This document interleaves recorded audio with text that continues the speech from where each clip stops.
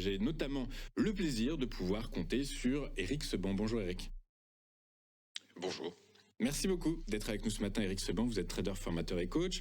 Vous avez également mis en place le réseau Strafi, qui est un réseau de traders franchisés indépendants avec nous pour nous expliquer comment il pourrait être intéressant de surveiller, de travailler l'indice phare allemand, le DAX. Le DAX qui a, après une sortie de route contrôlée, a réintégré sa zone de latéralisation, je dirais quasiment empirique.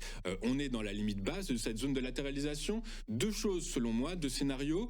Certains analystes anticipent pour début 2026 une petite correction. D'autres expliquent que l'exercice 2026, potentiellement, pourrait voir le DAX s'apprécier de près de 10%. Alors, est-ce que ce retour dans cette zone de latéralisation est un signe avant-coureur d'une très belle performance du DAX sur l'exercice 2026 et auquel cas, c'est le moment d'y rentrer? Je pense que c'est plutôt le moment de se protéger.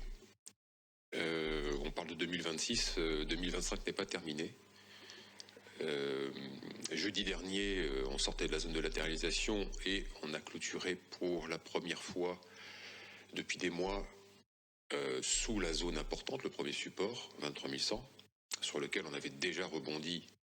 La dernière fois, c'était au mois de juin. Alors, c'est une première alerte. En effet, le support pour le moment est préservé, puisqu'on a réintégré la zone de latéralisation, comme vous venez de le rappeler. La volatilité implicite sur les options, qui avait grimpé à 19 la semaine dernière, logiquement, est redescendue à 15,30, puisque ça remonte.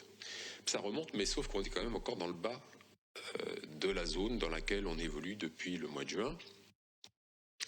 Et ça, c'est, bon, on va dire c'est la grande image. On va considérer qu'en effet, c'est une fausse sortie, comme ça avait été le cas mi-octobre, mi-septembre. Peut-être, voilà. Moi, je rajoute peut-être, et peut-être qu'il faudrait peut-être envisager que ça ne rebondisse pas et que le marché pourrait, cette fois, retourner vers le bas et casser la zone.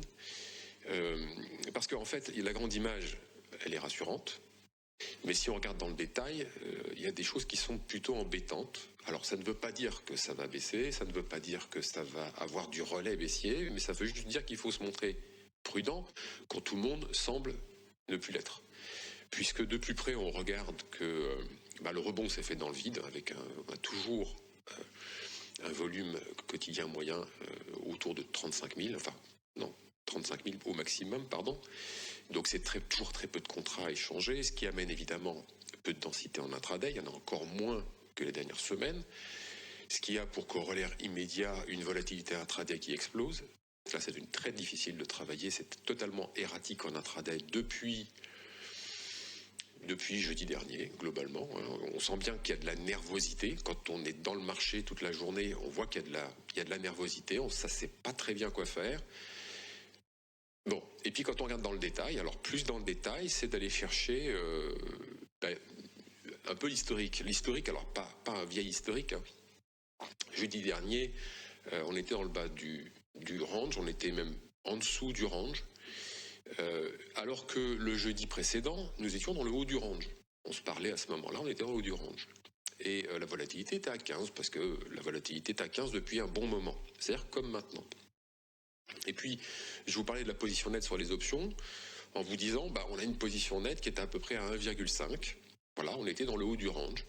1,5, ça veut dire 1,5 put pour un call acheté. Ça veut dire donc un peu plus d'options de baisse, donc des protections, que d'options de hausse, les calls. Et puis quand on était dans le bas du range la semaine dernière, quand on était sorti du range et qu'on était sur la zone de support à 23 100, la zone importante, la vol était à 19, donc elle avait bien monté, et ce qui était logique, puisque ça baisse.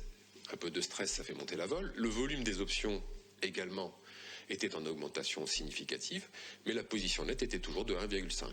Autrement dit, il n'y avait pas plus de calls achetés alors que ça baissait, et qu'on commençait à titiller une zone dangereuse. Bon, la journée s'est terminée avec une clôture sous 23 100, ce qui est une indication chartiste importante. Pour l'instant, on rebondit, donc on préserve le niveau. Mais entre jeudi et vendredi, il y a 135 000 contrats d'options qui ont disparu du marché. 135 000, c'est beaucoup. Comment sont-ils sortis du marché? Pourquoi? Alors qu'on était au plus bas, alors qu'on est sur un niveau un petit peu dangereux quand on close jeudi soir en dessous du niveau, 135 000 contrats qui disparaissent. Bizarre. Et puis lundi, mardi, la position nette sur les options, elle est de 1. Un call pour un put, un pull pour un call. C'est-à-dire qu'on n'a plus de protection dans le marché. Il y a autant d'anticipation de baisse que de hausse. Alors peut-être parce que ça rebondit. Mais qu'est-ce qu'il y a de nouveau depuis juin? Rien. Absolument rien. On est toujours dans les mêmes zones de prix. Donc ce qui inquiétait en juin n'inquiète plus aujourd'hui. Et ça s'appelle un peu de complaisance, ça s'appelle un consensus aussi assez probable. Donc avec un rebond fragile dans une zone sérieuse et moins de protection, moi je pense qu'il est préférable d'être très prudent. Parce qu'en dessous de 23 100, c'est le vide. Hein. Donc oui, on peut anticiper des hausses pour 2026, pourquoi pas. On peut anticiper une baisse pour 2026, mais on peut aussi gommer tous nos gains 2025. Il y a encore de la place, hein, on n'est qu'à la fin du mois de novembre. Et comme je vous le dis, en dessous de 23 000, il y a du vide. Donc je ne dis pas, je ne veux pas avoir un discours alarmiste, je dis juste que quand on regarde dans le détail, il y a des éléments qui ne me plaisent pas, qui ne sont pas habituels, et qu'il est préférable d'acheter des options de baisse, des puts pour protéger vos portefeuilles, parce que la volatilité est redescendue et que le prix pour se protéger n'est pas si élevé. Oui, on comprend bien. Donc, effectivement, donc, en fait, à court terme, il y a donc une petite étude qui est sortie, 8 analyses sur 14, donc c'est plus de la moitié, anticipent une légère correction d'ici à très court terme, avant de voir les marchés repartir à la hausse. Donc potentiellement, c'est également le scénario que vous privilégiez finalement par la force des choses. Je comprends bien.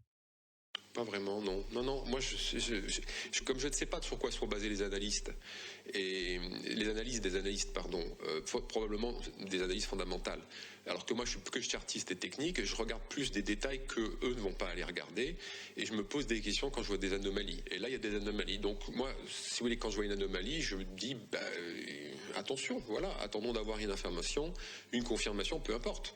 Mais pour l'instant, c'est retrait, et puis j'attends de voir, parce que là, le rebond, il est fragile, selon moi, je peux me tromper, tant mieux si je me trompe, hein, mais en tout cas, je pense qu'il ne faut pas faire l'économie de se protéger maintenant.